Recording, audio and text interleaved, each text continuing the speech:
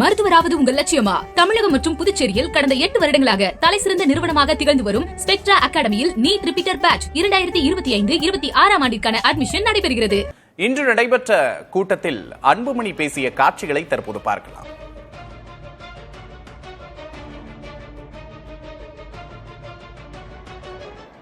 இப்ப நானும் அவங்களும் பொதுச் செயலாளரும் பொதுக்குழுவால் தேர்வு செய்யப்பட்டவர்கள். நீங்க நினைச்சாதான் எங்களை நியமனம் பண்ண முடியும், எடுக்க முடியும். வேற யாராலும் பண்ண முடியாது. இதுதான் நம்ம கட்சியினுடைய விதிகள், பைலாஸ். இந்த விதிகள், இந்த பைலாஸ் எலெக்ஷன் கமிஷன் இருக்கு.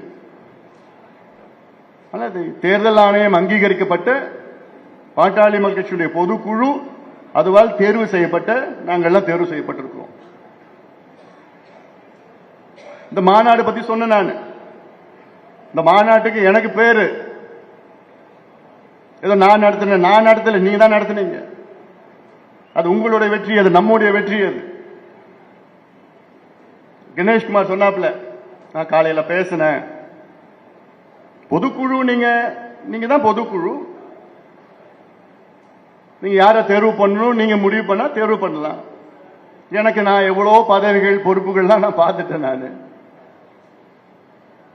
ஆனா என் மனசுல நான் ஒரு தலைவரா என் மனசுல நான் பார்க்கல. நான் உங்களை போன்ற ஒரு தொண்டன் தான், அடிமட்ட தொண்டன் தான். அல்ல கணேஷ் சொன்ன மாதிரி, சரி தொண்டனா என்னன்னா ஒரு உங்களோட தலைமை தொண்டனா நான் இருக்கிறேன். நான் என் மனசுல அப்படிதான் இருக்குது. என்னுடைய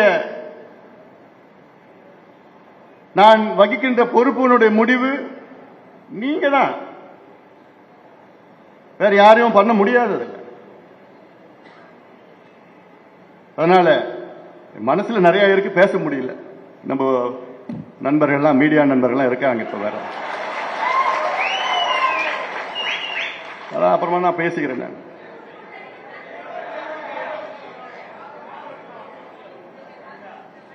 அதான் அதனால அப்புறம் பார்த்தா சிவகுமார் லெட்டர் கொடு.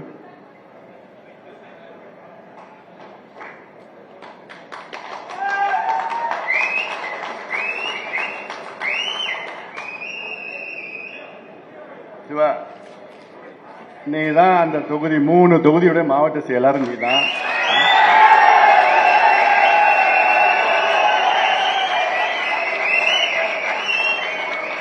இது உன்னை யாராலும் மாற்ற முடியாது. பொதுக்குழுவால் தேர்வு செய்யப்பட்ட கட்சி தலைவர் தான் மாற்ற முடியும்.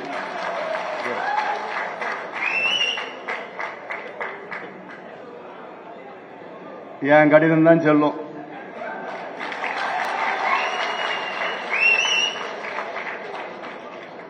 ஏன்னா என்னையிலிருந்து கட்சி தலைவரா நீங்க தேர்வு செய்வீங்களோ அன்னிலிருந்து எனக்கு மன உளைச்சல் தான். அதுவும் நேற்று தான் விடுதலை கிடைச்சது.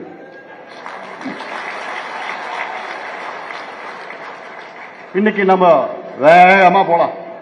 தயாரானீங்க? நான் தயார். எந்த தடைகள் வந்தாலும் அதை உடைத்து எறிந்து நாம் முன்னேறுவோம். அதே வேளையில நம்ம கட்சி, நம்ம இயக்கத்தை, நம்முடைய தற்போது இன்று நடைபெற்ற பாமகவின் கூட்டத்தில் அன்புமணி பேசிய காட்சிகளை பார்த்தோம். தற்போது நம்முடைய இணைப்பில் பாமக மூத்த தலைவர் தீரன் அவர்கள் இணைந்திருக்கிறார். வணக்கம் திரு தீரன். இன்று நடைபெற்ற காட்சிகளை நீங்க பார்த்திருப்பீங்க அப்படின்னு நினைக்கிறேன்.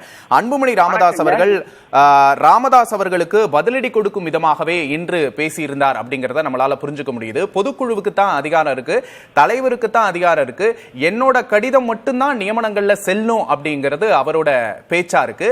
உங்களோட பார்வை என்ன? இல்லைங்க, இன்னைக்கு கூட நாங்க மருத்துவர் ஐயா கிட்ட போய் நேற்று அந்த பேட்டி கொடுத்து இதெல்லாம் கொஞ்சம் தவிர்க்கணுங்க. நீங்க சொன்னது அதுல எவ்வளவு உண்மை இருக்கு, எவ்வளவு இது இருக்குன்றத பற்றியே பிரச்சனை இல்லை. ஆனா கட்சி தொண்டர்கள் மத்தியில ஒரு விரக்தி ஏற்படுது. எனவே இந்த சமுதாயத்தையும் இந்த கட்சியையும் இந்த மக்களையும் காப்பாற்றுறதுக்காக நீங்க 2 பேரும் கொஞ்சம் மனம் விட்டு பேசி சுமூகமா வரணும். அதேதான் நாங்க அன்புமணிக்கிட்டையும் வேண்டுகோளா வைக்கிறோம், ஐயா கிட்டையும் வேண்டுகோளா வைக்கிறோம் தாங்க சொன்னோம். இது இப்போ இருக்கக்கூடிய சூழ்நிலை நாங்க தொடர்ந்து அந்த முயற்சியில ஈடுபட்டு இருக்கிறோம்.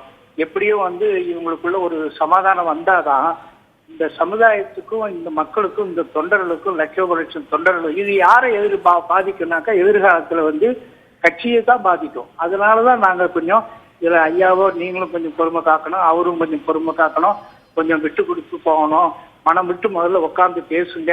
தயவு செஞ்சு இந்த இயக்கத்தை வந்து நீங்க உருவாக்கின இயக்கத்தை நாமளே வந்து பாதிப்புக்கு ஆளாக்கிடக்கூடாது. அதனால கொஞ்சம் எல்லாம் கொஞ்சம் அவசரப்படாதீங்க ஐயா, கொஞ்சம் பொறுமையா இருங்க. பழசு நீங்க எங்ககிட்ட கேக்குறீங்க இப்படி அப்படின்னு கட்சி இருந்த வளர்ந்தது அது இதெல்லாம் சொல்றீங்க, அதெல்லாம் ரைட்டு, நாங்க இல்லைன்னு சொல்லல. உங்களுடைய பங்களிப்பை யாரும் மறுக்க முடியாது. அதனால வந்து கொஞ்சம் யோசனை பண்ணி இந்த எதிர்காலத்தை கருத்துல வச்சு கொஞ்சம் அமைதியாக காக்கணும் அப்படின்னு தான் நாங்க 2 பேர்கிட்டையும் வலியுறுத்துறோம். அதே அன்புமணிகிட்டையும் நாங்க அதை தான் வலியுறுத்துறோம்.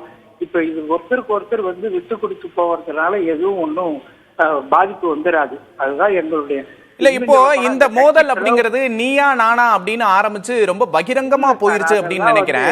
இது இனிமேலும் சமாதானத்துக்கு வாய்ப்பு இருக்கு அப்படின்னு நினைக்கிறீங்க? பாமக நிறுவனர் அல்லது அன்புமணியோட டிமாண்ட்ஸ் ஏதாவது இருக்கா? ஏங்க அவரு வந்து ஐயாவே என்ன சொல்றாரு, மருத்துவர் ஐயாவே என்ன சொல்றாரு, அவரு தொடர்ந்து அது மாதிரி செயல்படட்டும், போய் மக்களை சந்திக்கட்டும் அப்படின்னு தானே சொல்றாரு. அவர் ஒன்றும் செயல்படக்கூடாது, அவர் தலைவர் இல்லை அப்படின்லாம் சொல்லலையே. அதனால வந்து இத மனசுல வச்சுக்கிட்டு அவர் கொஞ்சம் இறங்கி கட்சி பணிகளை செய்யலாமே, அதனால ஒன்றும் தப்பு இல்லையே. எந்த பிரச்சனையும் கொஞ்சம் ஆற போட்டா சரியாயிடுங்க. இது உடனுக்குடன் ஏன்னா ஒரு ரியாக்ஷன்ல இறங்கும் போது தான் வந்து கொஞ்சம் வன்மமா மாறுது. போதா குறைக்கு வந்து இன்னைக்கு மீடியாக்கள் ரொம்ப பவர்ஃபுல்லா இருக்கிறதுனால எல்லாருமே கட்சியில இருக்கக்கூடிய எல்லாருமே கொஞ்சம் எச்சரிக்கையா பேசுறது, எச்சரிக்கையா நடந்து கொள்வதும் தான் இந்த கட்சியையும் இந்த மக்களையும் இந்த தொண்டர்களையும் காப்பாற்றுறது. ஏன்னா இது பல லட்சம் தொண்டர்களால் கஷ்டப்பட்டு உருவாக்கப்பட்ட இயக்கங்க. அதை ஒருபோதும் தொண்டர்கள் பிளவுபடுறதுக்கோ தனித்தனியாகிறதுக்கோ விட மாட்டாங்க. எப்படியும் ஒற்றுமைப்பட்டு தீர்வு ஒன்றதுதான் ஒவ்வொரு தொண்டனும் வந்து சத்திய பிரமாணம் மாதிரி எடுத்து வச்சுட்டு இன்னைக்கு போய் யாரை பார்த்தாலும் பார்த்து சொல்றது, கீழ்மட்டத்துல வந்து ஒன்னும் இதெல்லாம் சரியாயிடும்பா, ஒன்னும் யாரும் மனசுல வைக்காதீங்க அப்படின்னு சொல்லிட்டு இருக்கிறோம். எப்படியும் ஒற்றுமைப்படுத்திடுவோம் அப்படின்னு சொல்றீங்க. தொடர்ந்து எங்களுக்கு அசைக்க முடியாத நம்பிக்கை இருக்கு. ஏன்னா அன்புமணிக்கு எல்லாம் தெரியுங்க, அன்புமணிக்கு எல்லாம் தெரியும். அவரு இதுவரையில வந்து ஐயா எந்த வகையிலும் குறைச்சி ஒன்னும் அவர் பாக்குறவர் இல்லை. அதனால வந்து அது எங்களுக்கே நல்லா தெரியறதுனாலதான் சொல்றோம். இது ஒரு சின்ன பிரச்சனைகள் ஏதோ ஒரு ஈகோ மாறி போகுதா இல்ல என்னன்னு எங்களால ஒன்றும் புரிஞ்சிக்க முடியல. அதனாலதான் நாங்க மீண்டும் கொஞ்சம் பொறுமையா இருங்க, கொஞ்சம் அமைதியா இருங்க, கொஞ்சம் இதுவா இருங்க அப்படின்னு சொல்லி 2 பேர்கிட்டையும் தான் கேட்கிறோம். இல்ல தலைவர் பதவிக்கே தகுதியானவர் இல்ல அப்படிங்கிற மாதிரியான கடுமையான வார்த்தைகள் எல்லாம் நேற்று நிறுவனர் ராமதாஸ் முன்வைத்து விட்டாரு. அதுக்கு என்ன காரணம் நினைக்கிறீங்க? ஏங்க அவரு வந்து மனசுல பட்டது பெரியார் மாதிரி பட்டுன்னு சொல்லிடுவாருங்க, அப்புறம் அது மனசுல வைக்க மாட்டாரு. இதே வந்து அவர் வந்து நாங்க தலைவர் அன்புமணிக்கிட்டே சொல்லி இருக்கிறோமே, முன்ன மாதிரி ஐயாவுக்கும் கொஞ்சம் நினைவாற்றல் கொஞ்சம் சில நேரங்கள்ல குறைவா இருக்கு, அதனால அவர் வந்து இது பண்ணலாம், வேகப்படலாம், அதை கொஞ்சம் நீங்க கொஞ்சம் பொறுத்துக்கிட்டு கொஞ்சம் அட்ஜஸ்ட் பண்ணி போனீங்கன்னாக்கா கட்சின்றது வந்து நாளைக்கு அன்புமணி தான் எங்க தலைமை தொடர்ந்து நடத்த முடியும், வேற யாரால முடியும் சொல்லுங்க? அதெல்லாம் யாரும் ஒன்றும் அந்த மாதிரிலாம் விட மாட்டாங்க. நிறுவனர் ராமதாஸ் சிங்கத்தின் கால்கள் பழுதுபடவில்லை அப்படின்னு சொல்றாரு, நீங்க நினைவாற்றல் கம்மியா இருக்கு அப்படின்னு சொல்றீங்க. அது வந்துங்க ஒரு கட்சி ஒரு அதாவது தஞ்சை மாவட்டத்துல இருந்து ஐயர் ஒருத்தர் அவர் கட்சியில இருக்காரு. அவரு வந்து என்ன பண்ணாரு, அந்த பாட்டு இது பண்ணும்போது தான் இல்ல சிங்கத்தின் கால்கள் பழுதுபட்டாலும் சீற்றம் குறையல, சிங்கமும் இது ஆகல, கால்களும் பழுதடையல அப்படின்றத நீச்சல் அடிச்சு காமிச்சாராம. அது மாதிரி அது ஒரு இதுவா கொண்டு போயிடுவாரு அவரு. மற்றபடி யாருக்காக இப்ப தலைவருக்காகவோ இல்ல மற்றவங்களுக்காக அதை அவரு இது பண்ணல. இது ஒரு கட்சி பொறுப்பாளர் வந்து போன் பண்ணி இது மாதிரி சொன்ன போது அதுக்கு அவர் பதிலா சொன்னாரு. இதை வந்து யாரையும் எதுவும் புண்படுத்த கூடாது அப்படின்றதுக்காக அவர் சொன்னது சொல்லல. சரி, இணைப்புல இருந்து உங்களோட கருத்துக்களை பரிந்துரைக்கு நன்றி. நம்ம தொடர்ந்து பேசலாம். மருத்துவராவது உங்கள் லட்சியமா? தமிழகம் மற்றும் புதுச்சேரியில் கடந்த 8 வருடங்களாக தலைசிறந்த நிறுவனமாக திகழ்ந்து வரும் ஸ்பெக்ட்ரா அகாடமியில் நீட் ரிப்பீட்டர் பேட்ச் 2025-26 ஆண்டிற்கான அட்மிஷன் நடைபெறுகிறது.